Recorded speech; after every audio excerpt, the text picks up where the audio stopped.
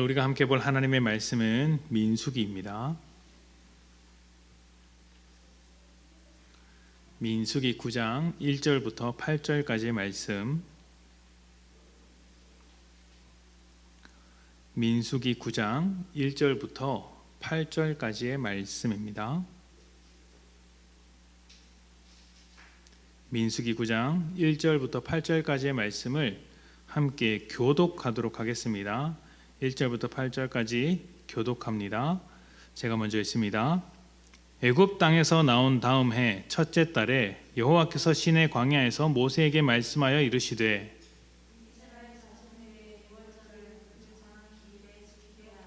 그 정한 기일 곧 이달 14째 날에 해질 때에 너희는 그것을 지키되 그 모든 율례와 그 모든 규례대로 지킬지니라.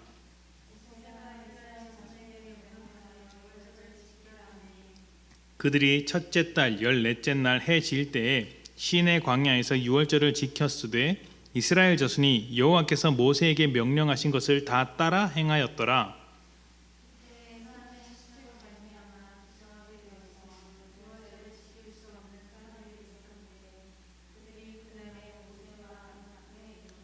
그에게 이르되 우리가 사람의 시체로 말미암아 부정하게 되었거니와 우리를 금지하여 이스라엘 자손과 함께 정한 기일에 여호와께 헌물을 드리지 못하게 하심은 어찌함이니이까?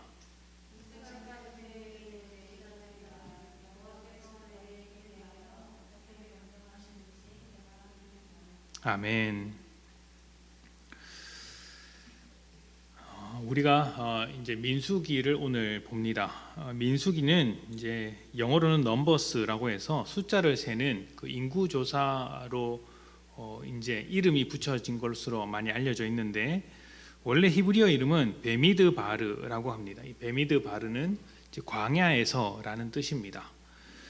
히브리어 성경은 이제 대부분 책의 첫 단어 혹은 그 첫 문장에서 중요한 단어를 꼽아서 이름을 만듭니다. 이제 창세기 같은 경우에는 원래 창세기가 아니고 태초에라는 이름으로 이제 붙여져 있는데 민수기도 그러한 이제 원리에 따라서 이제 베미드 바르 광야에서라는 이름을 가지고 있습니다. 이 광야에서라는 제목에서 알 수 있듯이 광야에서 말씀하시며 인도하시는 하나님에 대해서 아주 상세하게 기록한 책이라고 말할 수 있습니다. 민수기를 처음 읽을 때는 좀 어렵죠. 이제 규정에 대한 이야기, 또 사람 숫자를 세는 이야기가 나와서 좀 어려운데 이 민수기를 잘 들여다보는 것만으로도 광야 같은 우리의 삶을 하나님께서 어떻게 인도해 가고 계시는지를 배워갈 수가 있습니다. 이렇게 여러 가지 이야기, 말씀드린 대로 인구 조사에 관한 이야기가 있고 또 이동할 때 이스라엘 진영이 어떻게 되어야 하는지에 대한 이야기가 상당히 많이 나오는데 그 중에서 민수기 9장 오늘 말씀은 유월절에 관한 이야기입니다. 유월절은 이미 출애굽기 12장과 같은 곳에서 하나님께서 굉장히 중요하게 여기신다라고 가르쳐 주신 이제 절기입니다. 하나님이 모세를 통해서 이스라엘 백성에게 너희는 이것을 지켜야 한다고 말씀하신 첫 번째 절기죠. 이 절기가 만들어진 배경은 다 아시겠지만 이렇습니다. 10가지 애굽에 10가지 재앙이 쏟아질 때 마지막 재앙이 처음 난 것의 죽음이었죠. 초태생의 죽음에 관한 재앙이었습니다. 이 첫 번째 난 죽음, 첫 번째 난 것들에 대한 죽음, 장자의 죽음으로 인해 바로의 완고한 마음이 깨지고 이스라엘 백성은 이제 애굽으로부터 이제 탈출할 수 있게 됩니다. 이때 재앙을 내리시기 전에 하나님께서 모세를 통해 이스라엘 백성에게 이렇게 말씀하셨어요. 가족의 숫자대로 순양을 잡고, 그러니까 가족들이 넉넉히 먹을 수 있을 만큼의 그 어린 양을 잡아서 너희가 먹는데 그때 먹을 때 어린 양의 피를 좌우 문설주와 위에 임방, 그러니까 지금으로 말하면 문틀에다가 이렇게 발라두라고 하셨죠.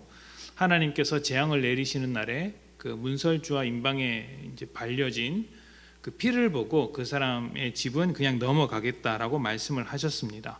이때 넘어가겠다라, 지나가겠다라고 하는 것이 패스오버고 그것이 유월절이 된 것이죠. 하나님은 이스라엘에게 이것을 기념하기 위해서 유월절기를 지키라고 하셨습니다. 그리고 이스라엘 백성은 하나님의 말씀에 따라서 유월절을 지키며 그 어린 양 만찬을 먹을 때마다 이제 이것을 기념하고 또 자녀들에게 교육을 해야 했습니다. 음식을 먹을 때 자녀들이 오늘은 무슨 날이길래 우리가 이렇게 평소에 먹지 못하는 양고기 만찬을 즐깁니까? 라고 하면 이제 부모들이 교육을 하는 것이죠. 사실은 우리가 애굽에서 노예되었을 때 하나님께서 우리를 건져내 주셨다. 하나님께서 이렇게 우리에게 은혜를 베풀어 주셨다. 가르쳐 주는 것이죠. 이 교육의 의미가 사실은 출애굽기 11장 7절에 나와 있습니다. 출애굽기 11장 7절에 이렇게 이야기를 합니다. 그러나 이스라엘 자손에게는 사람에게나 짐승에게나 개 한 마리도 그 혀를 움직이지 아니하리니 여호와께서 애굽 사람과 이스라엘 사이를 구별하는 줄을 너희가 알리라 하셨나니. 아멘. 이것이 유월절에 일어날 일에 대해서 하나님께서 말씀하신 것입니다. 그러니까 애굽 사람들 중에 그 첫 번째 난 것들은 다 죽을 것이지만 이스라엘 백성은 죽지 않을 것이다. 그리고 이것을 통해서 이제 애굽과 이스라엘이 완전히 구별되게 될 것이다. 이렇게 이야기를 하는 것이죠. 이것이 이제 하나님께서 모세에게 말씀하신 것이고 모세가 바로에게 이야기를 한 것입니다. 애굽과 이스라엘 사이를 구별하였다는 것. 그러니까 이스라엘은 이제 이 일로 말미암아 장자의 죽음으로 말미암아 애굽으로부터 완전히 벗어나게 되었고 이제 하나님의 백성으로 구별되었다. 다시 말하면 너희는 바로의 어떤 지배 아래, 바로의 책임 아래 놓여 있는 백성이 아니라 이제 하나님의 다스림 속에, 하나님의 책임지심 속에 들어온 백성이 되었다. 구별되었다. 이렇게 말하는 것이죠. 그리고 이제 하나님의 책임 아래에 광야 안으로 들어가게 된 것입니다. 이것을 모두 보여주는 절기가 유월절입니다. 이스라엘 백성에게 있어서 유월절이 중요한 절기일까요? 중요하지 않은 절기일까요? 중요한 절기죠. 당연한 이야기입니다. 가장 중요한 절기라고 할 수 있습니다. 이스라엘 백성의 정체성, 자기들이 어떻게 이 자리까지 왔는지를 확실하게 알려주는 절기가 유월절입니다. 재미있는 것은 구약 성경을 읽어보면 유월절을 지켰던 적이 별로 없습니다. 출애굽할 때 처음 한 번 지킨 것, 그리고 시내산에서 머물다가 이제 출발할 때 한 번 지킨 것, 그리고 요단강을 건너서 가나안 생활을 시작할 때 한 번 지킨 것, 이것이 전부입니다. 사사 시대에 들어가서 그리고 이후 사무엘 상하 시대를 지나면서 열왕기 상하, 열왕들의 시대를 지내면서 지켰던 적이 별로 없습니다. 그래서 열왕기 하 23장 22절에 요시야 왕 때 이런 이야기가 나오죠. 사사가 이스라엘을 다스리던 시대부터 이스라엘 여러 왕의 시대와 유다 여러 왕의 시대에 이렇게 유월절을 지킨 일이 없었더니, 이렇게 유월절을 지킨 일이 없었다. 이것을 통탄해하던 이야기가 이제 열왕기 하에 기록되어 있습니다. 그러니까 유월절을 지키지 않았던 것은 아닙니다. 지켰던 적이 있습니다. 그런데 이렇게 유월절을 지킨 적이 없었다는 거예요. 말씀에 나와 있는 대로 온 지파들이 모여서 제대로 정말 하나님께서 말씀하신 대로 지켰던 적은 없었다는 것이죠. 왜 안 지켰을까요? 유월절이 이스라엘 백성의 정체성과 관련되어 있는 절기라고 말씀드리지 않았습니까? 그런데 이스라엘 백성들은 그 수많은 역사 속에서 하나님을 생각하지 않고 바알을 섬기는 이제 삶을 살아왔습니다. 우상 숭배 문화에 가득 적셔져 있었죠.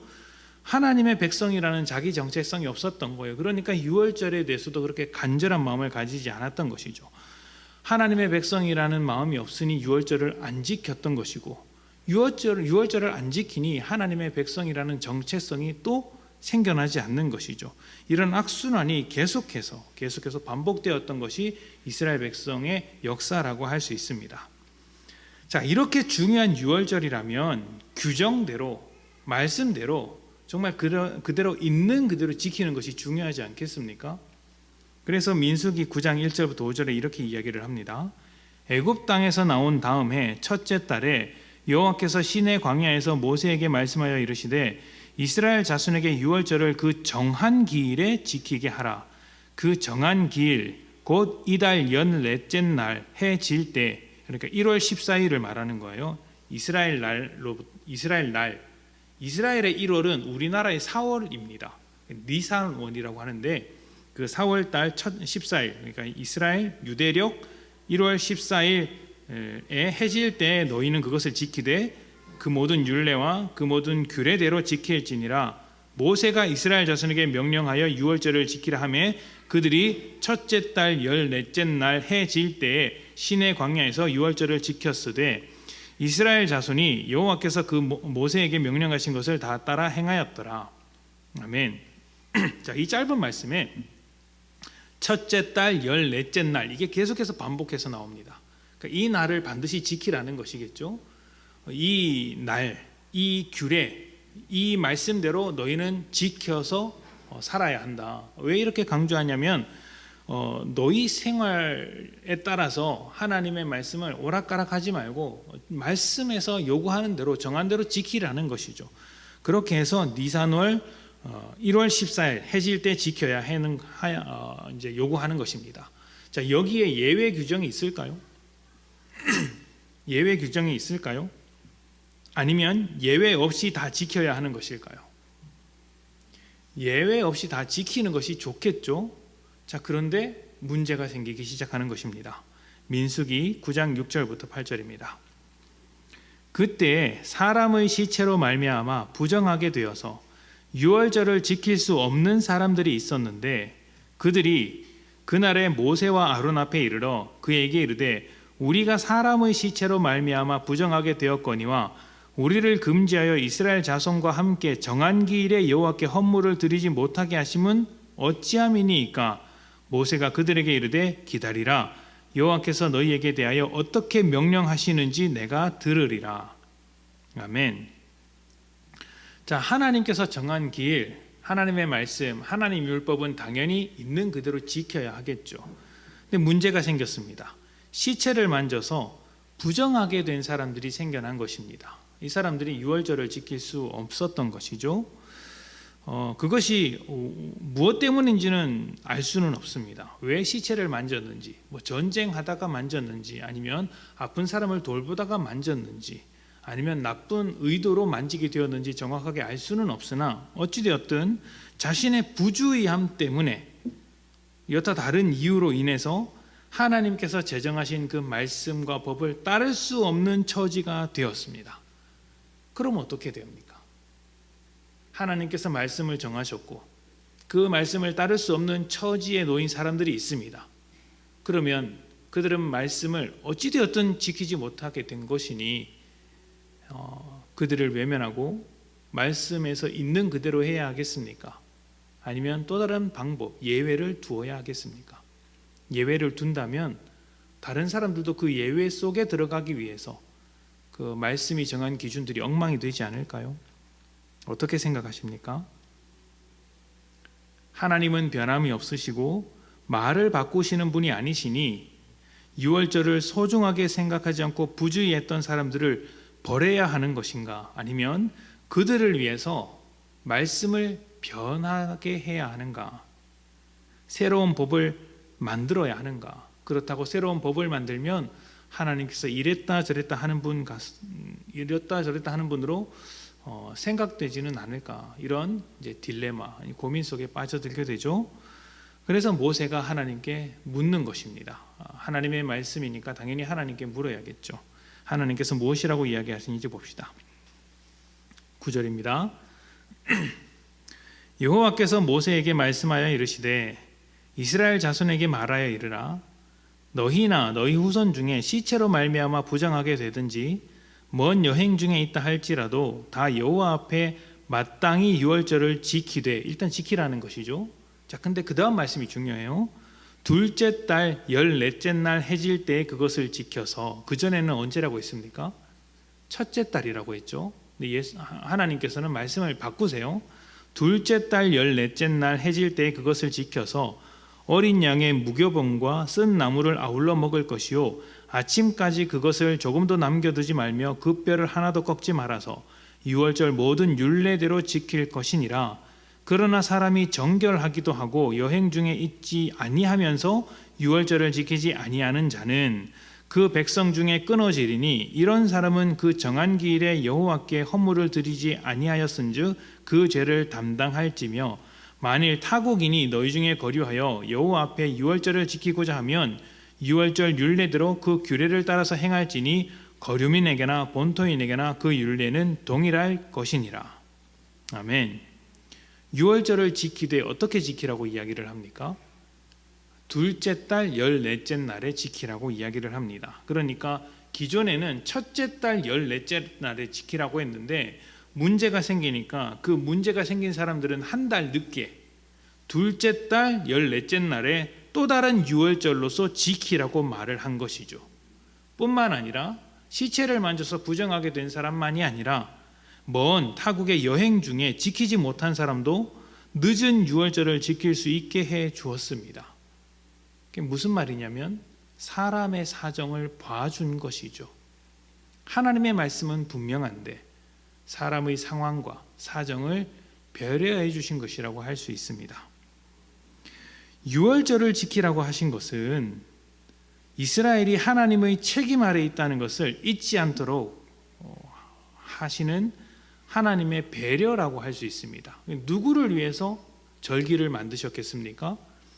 이스라엘 백성이 하나님과 항상 함께 하고 있다, 하나님께서 그들을 책임지고 계시다는 것을 잊지 않게 하시려는 하나님의 배려라고 할 수 있죠. 하나님의 절기이지만 이스라엘을 위한 하나님의 절기, 이스라엘을 위해서 일하시는 하나님을 기억하게 하는 절기인 것입니다.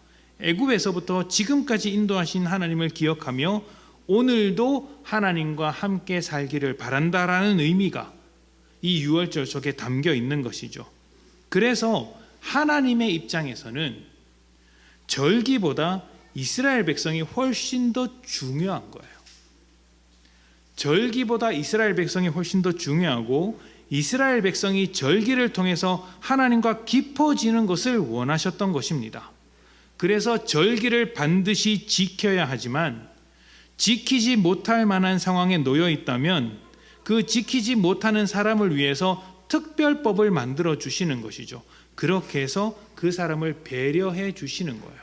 이번 달에 못 지킨다면 그 다음 달에 지키도록 해라. 유월절을 2번 해도 된다. 이렇게 허용해 주시는 것이죠.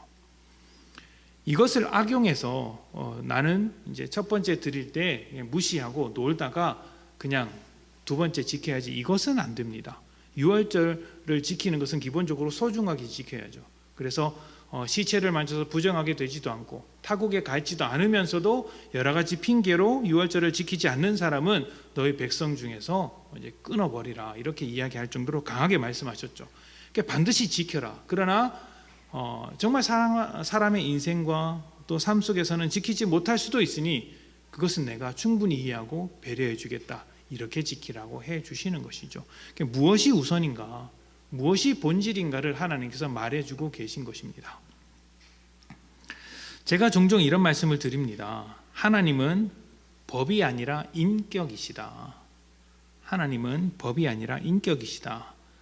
법이라는 것은 대부분 융통성이 없고 사람의 이러저러한 사정을 봐주지 않습니다.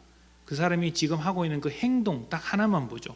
했느냐 안 했느냐, 지켰느냐 안 지켰느냐, 이것을 보지 못 지킬 만한 사정이 얼마나 대단하냐 이것을 따지지는 않습니다. 물론 요즘 우리나라 법은 따지긴 하지만 그래도 절대적으로 했느냐 안 했느냐를 따지는 것이죠. 그 사람의 구구절절한 사정을 다 봐주지는 않습니다.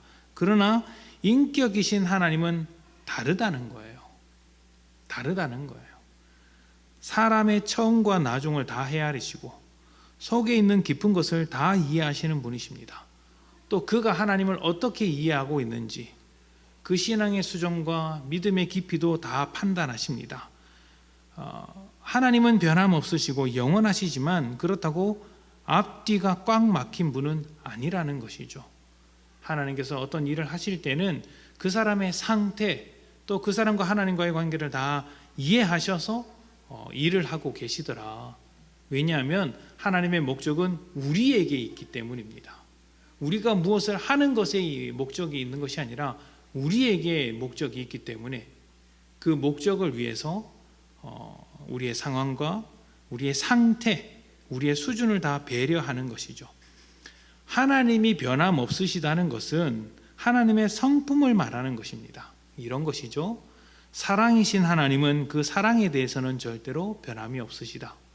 공의로우신 하나님은 그 공의가 변함이 없으시다는 것이죠. 하나님의 공의가 이랬다 저랬다 공의로웠다가 비겁했다가 하지 않으신다라는 것입니다.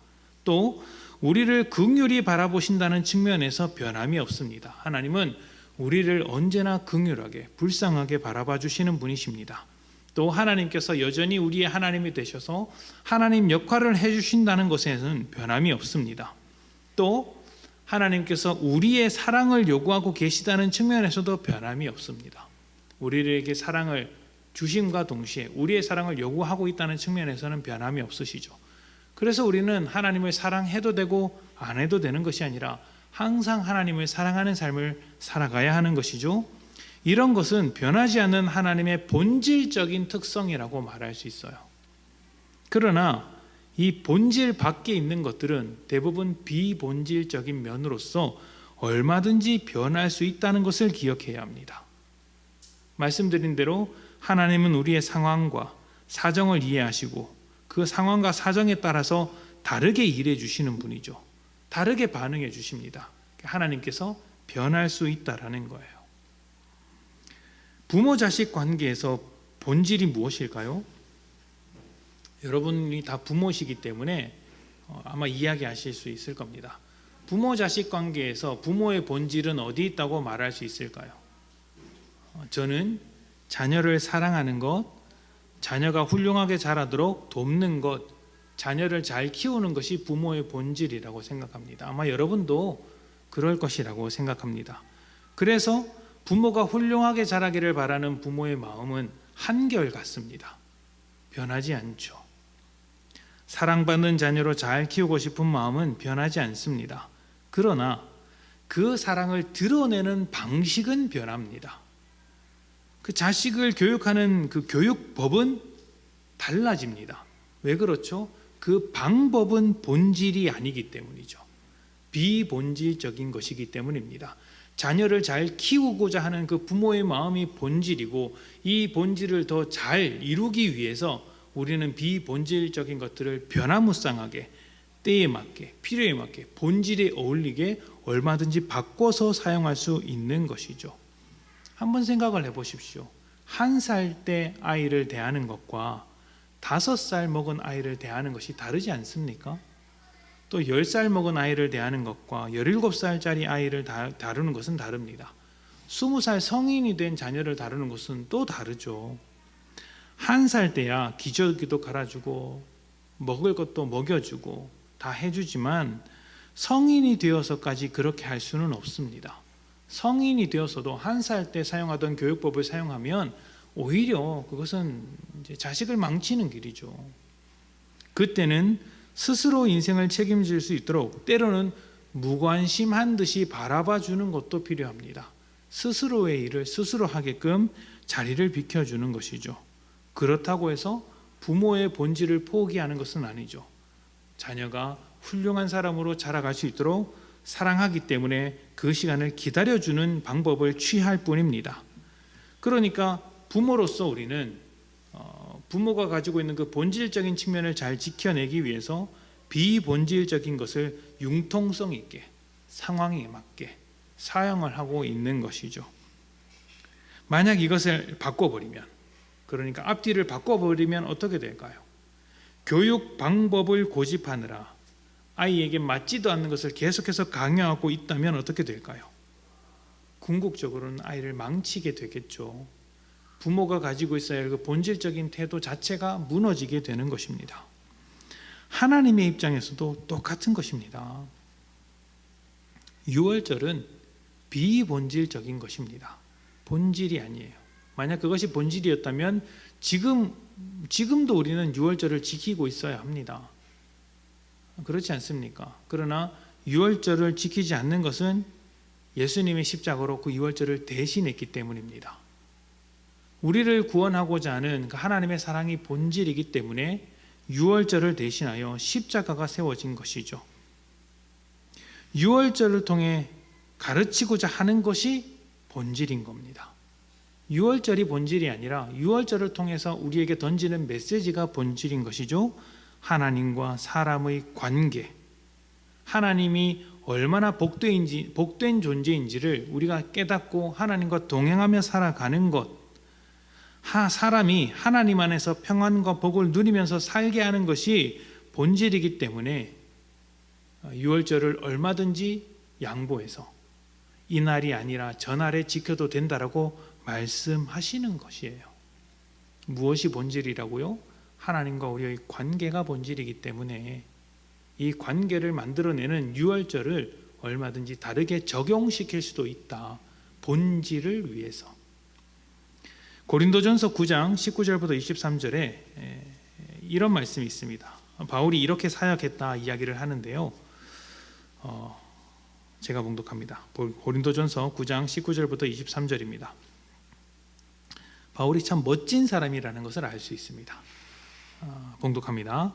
내가 모든 사람에게서 자유로우나 스스로 모든 사람에게 종이 된 것은 더 많은 사람을 얻고자 함이라. 아주 멋진 말 아닙니까?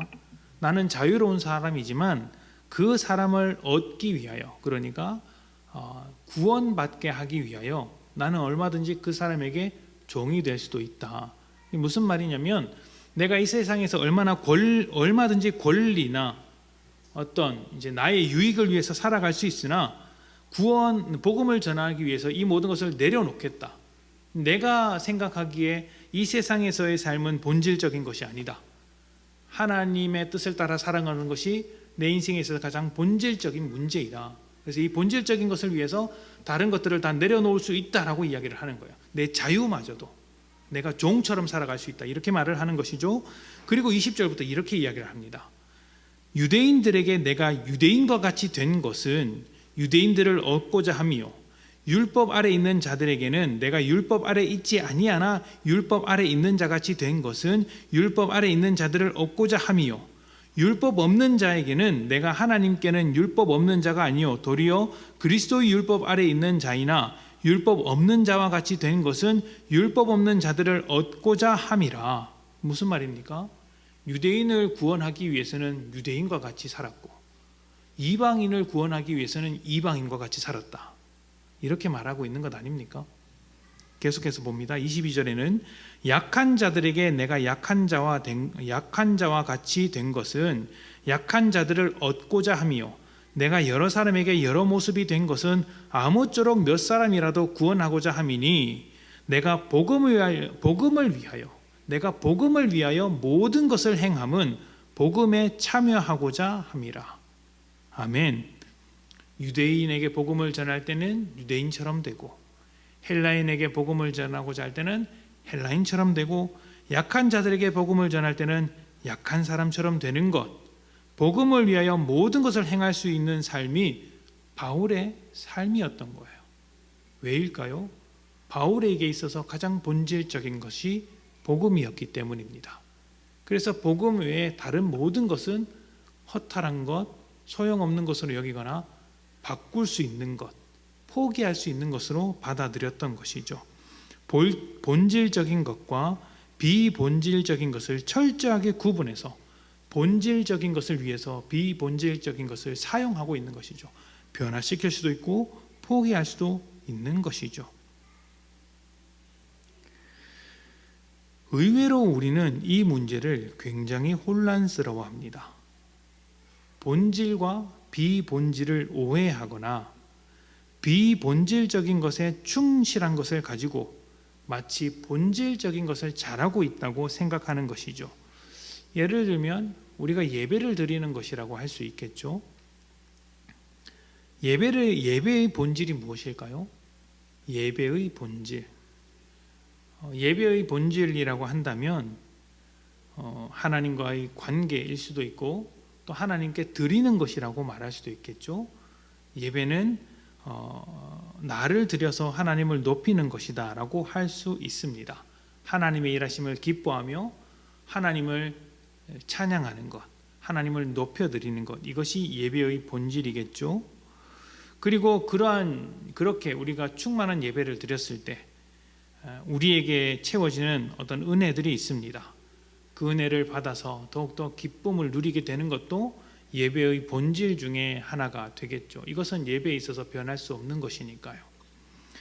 자, 그렇다면 예배의 비본질적인 것들은 어떤 것이 있을까요? 예배 시간이라든지 예배 형식이라든지 예배 장소와 같은 것들 아니겠습니까? 예배 시간을 잘 지키면 예배를 잘 드린 것일까요? 예배를 잘 드리는 모습 중에 일부로서 예배 시간을 잘 지키는 것이 될 수 있습니다. 그러니까 예배 시간을 잘 지키는 것이 예배를 잘 드리는 모습 중에 일부일 수 있습니다. 그러나 예배 전체를 잘 드렸다라고 말할 수는 없겠죠. 시작 시간만이 아니라 끝날 때까지 나는 예배를 온전하게 드려야 하고, 뿐만 아니라 예배를 마친 뒤에 삶으로까지 예배를 다 드릴 수 있을 때 그 예배를 잘 드린 예배라고 판단할 수 있지 않겠습니까? 그런데 어떻습니까? 예배 시간을 잘 지키면 그것으로 예배를 잘 드렸다라고 말하는 사람들도 없지 않아 있다는 것이죠. 또 내가 사람들이 많이 모여있는 예배 장소에서 예배를 드렸다고 한다면 그렇게 사람들이 많이 있는 것에 취해서 마치 내가 예배를 잘 드린 것으로 오해할 수 있다는 거예요. 비슷한 예가 이제 좋은 교회를 다니는 것 때문에 내가 신앙이 좋다라고 착각하는 것들이 있습니다. 좋은 교회가 무엇이냐 이런 것을 말하기는 좀 어렵지만 이런 것이죠. 소위 유명한 교회, 이제 사람들이 그 교회 참 대단한 교회, 큰 교회다라고 인정하는 교회에 다니고 있으면 사람들이 대부분 좀 알아줍니다. 너 그 교회 다녀? 그 교회 참 좋은 교회라고 소문이 났던데 대단하다 이렇게 말을 해주죠. 그리고 그 교회가 좋은 일을 한 것으로 칭찬을 받으면 마치 내가 좋은 일을 한 것처럼 생각할 때가 있다는 것이죠. 그런데 좋은 교회를 다니는 것은 비본질적인 것입니다. 비본질적인 거예요. 본질이 무엇입니까?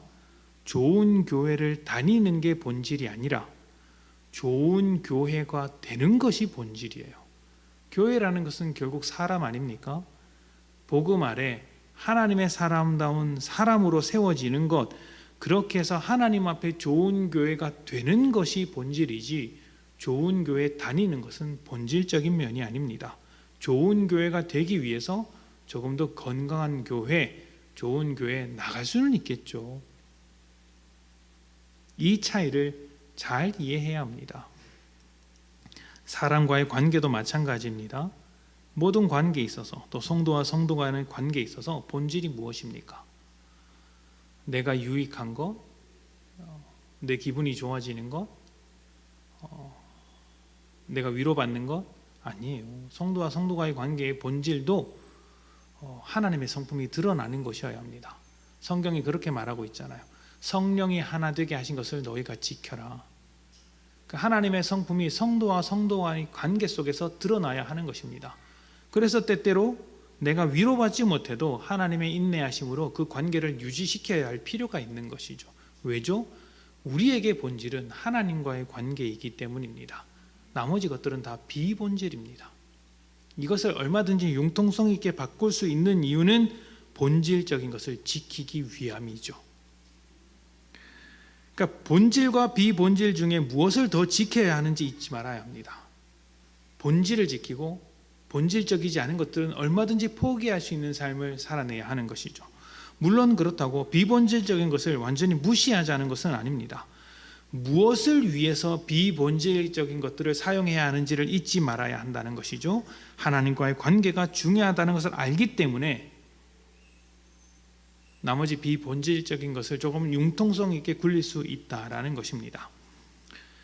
근데 앞뒤가 바뀌면 곤란해요. 나는 지금 놀러 가고 여행 다니고 싶은데 할 거 다 하고 나중에 시간 되면 내가 두 번째 유월절을 지키겠다.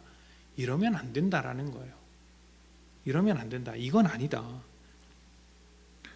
이것은 본질을 지키는 것도 아니고 오히려 본질을 파괴하면서 비본질적인 것이라고 속이고 있는 거예요. 하나님은 그런 것에 속지 않으십니다. 우리의 신앙은 언제나 본질을 바라봐야 합니다. 본질을 잘 지키면서 비본질적인 것에 대해서는 넉넉한 마음을 가져야죠. 예배를 드릴 때 무엇이 중요합니까? 모임을 할 때 무엇이 중요합니까? 말씀을 나누고 은혜를 나눌 때 무엇이 중요하고, 또 조금 더 확장해서 여러분의 삶을 살아갈 때 무엇이 더 중요합니까? 우리에게는 하나님 나라가 중요하고, 하나님과의 관계가 중요하고, 하나님의 성품과 하나님의 뜻이 우리 가운데 드러나는 것이 중요하고, 예수 그리스도의 십자가가 중요하며 하나님의 성품을 따라 주님의 열매를 맺는 것이 우리 신앙의 본질이라는 것을 잊지 마십시오. 그러니까 본질이 아닌 것으로 다투지 말고 누가 더 본질을 잘 지키느냐로 신앙으로 그 본질을 잘 지키느냐로 신앙의 승리를 이루어 가야 한다는 것을 기억하셔야 합니다. 그러니까 비본질적인 것으로 정죄하거나 다투지 않고 우리의 본질적인 신앙을 잘 지켜서 하나님 앞에 거룩한 신앙을 드러내는 믿음의 성도님들이 되시기를 축복합니다. 함께 기도합시다.